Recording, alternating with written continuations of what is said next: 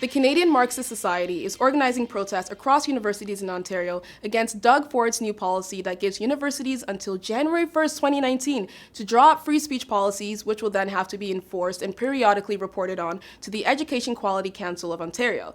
So, the provincial policy will require each school's free speech policy to meet certain standards, which are themselves modeled off of the University of Chicago's principles of free expression. And to give the policy some teeth, schools who don't implement and enforce a free speech policy can face funding cuts. So during his announcement, Ford stated, "Colleges and universities should be places where students exchange different ideas and opinions in open and respectful debate. Our government made a commitment to the people of Ontario to protect free speech on campuses. Promise made, promise kept."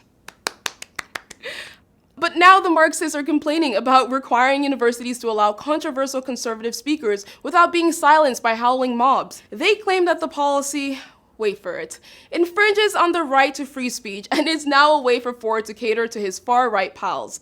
They have protests scheduled for October at Ryerson University, Waterloo, U of T, and ending with York University. And this is coming from a group who have in the past limited the free speech of individuals by successfully shutting down events through threats of violence, blocking event entrances, storming stages, intimidating speakers and attendees, pulling fire alarms, blowing air horns in the middle of lectures, etc., etc.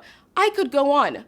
I mean, the Marxists have never had a particularly good reputation when it comes to tolerating free speech, but they say they have two major reasons students should reject the new policy, neither of which are accurate, by the way.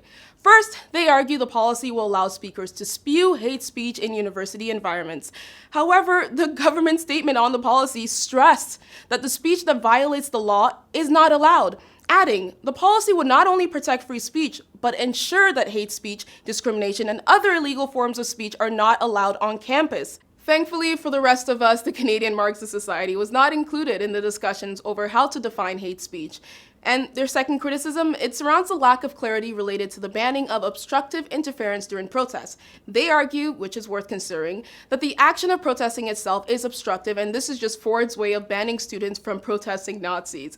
However, the policy is more clear than the Marxists let on. The line is drawn when the person being protested against has his or her right to free expression infringed because of an obstructive protest.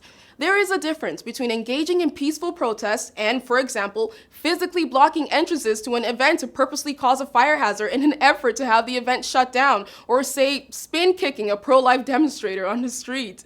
Like Ford said, university and college campuses are supposed to be where people debate ideas and where the best ideas are supposed to win. If you disagree with an opinion, take the time to listen and challenge it. I mean, you may learn something new or you might persuade someone else as to why they're wrong. That's what free speech is, not yelling and screaming and pulling fire alarms and calling in bomb threats, which is what groups like the Marxists have been doing to silence speakers they don't like. That's been largely counterproductive anyway. The controversy that arises from shutting down speakers simply gives those speakers or those ideas a larger platform.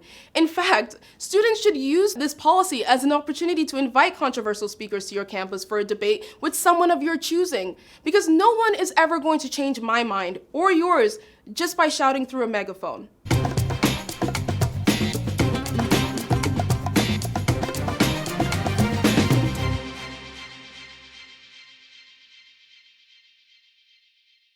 Thanks for watching. If you liked this video and would like to see some more Comment Nation videos, make sure to click right here.